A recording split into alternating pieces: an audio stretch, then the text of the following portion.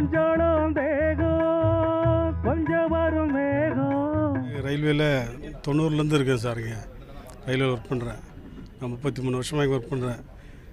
இங்கே railway celebration, railway week அவார்ட்ஸில் நான் எப்போவுமே எங்கள் ஸ்டாஃபுங்க என்ன பாட சொல்கிறது எப்போவுமே வழக்கம்.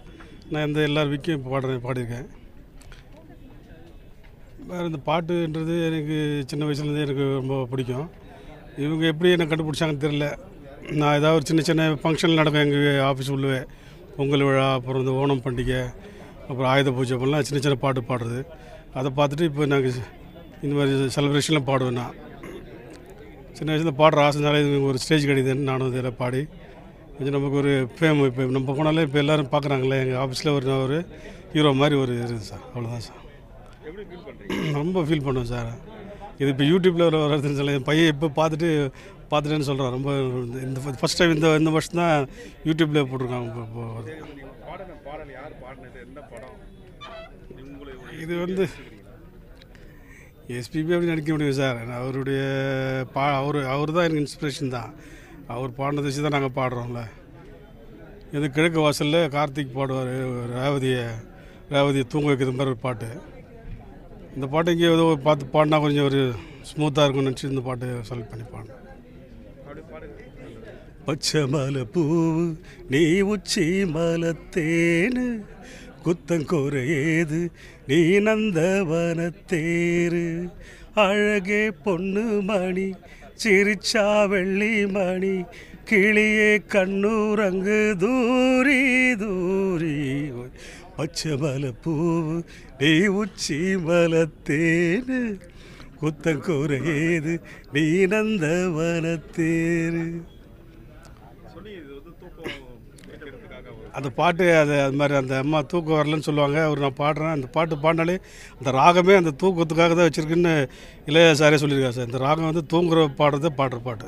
அந்த படத்துலேயே அது மாதிரி தூங்குற மாதிரி தான் இருக்கும். அந்த பாட்டு முடியும் போது அந்த மாதிரி தூங்கியிருப்பாங்க. சில அந்த பாட்டு தான் இங்கே சும்மா ஒரு இதாக இருக்குன்னு பாருங்க. நிறைய இருக்குது சார். நிறைய வீட்டுக்கு பாடுறதுக்கு சார். அப்படி தூங்க வைக்கிறது இல்லை, நிறைய வீட்டில் பாடுறது தான் சார். வீட்டில் பாடுவது எங்கள் வீட்டில் எங்கே என்கரேஜ் பண்ணுவாங்க. எங்கள் வீட்டில் இந்த பாட்டுலாம் நான் பாத்ரூம் போனாலும் சரி. இப்போ நான் ஊரில் இருந்தேன். அப்போ மாடியில் போய் பாடினாலே எங்கள் சுற்றி இருக்கிறவங்க எல்லாமே அங்கேருந்து கை தட்டுவாங்க. நைட்டில் பவர் கட் ஆச்சுன்னா நான் பாட்டு பாட ஆரம்பிச்சிடுவேன். அவங்க அங்கேருந்து கை தட்டுவாங்க. அப்போ தான் தெரியும் நம்ம பாடு அவ்வளோ ரீச் ஆகுதுன்னு.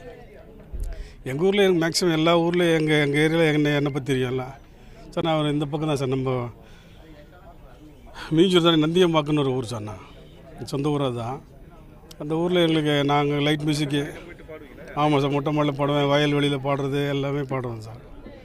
நாங்கள் எங்கள் ஊரில் நான் லைட் மியூசிக்கு இந்த சின்ன சின்ன கல்யாணத்தில் நான் இப்போ ரயில்வேஸில் ஒர்க் பண்ணுறதுனால அவங்க ரொம்ப ஏழ்மையாக இருக்கிறவங்களுக்கு கூட நான் சின்ன கம்மியாக விலையில் ஒரு 20,000 ரூபானா கூட நான் 5,000 ரூபாய் கூட நான் பாட்டு கச்சேரி அவங்கள நடத்திருப்பேன், கொடுப்பேன். ஏன்னா அது அவங்க லைக் பண்ணுவாங்க. அதனால சார் நம்ம ஒரு பையன் இருக்கானதுக்காக நாங்கள் பண்ணுறது. என் பேர் செங்குட்டோன் சார். சின்ன எஸ்பிபியில் அவருடைய கடைசி இல்லை சார்.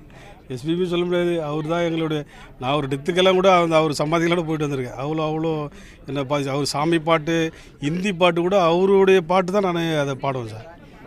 ஹிந்தி பாட்டு அப்படி தெரியாது.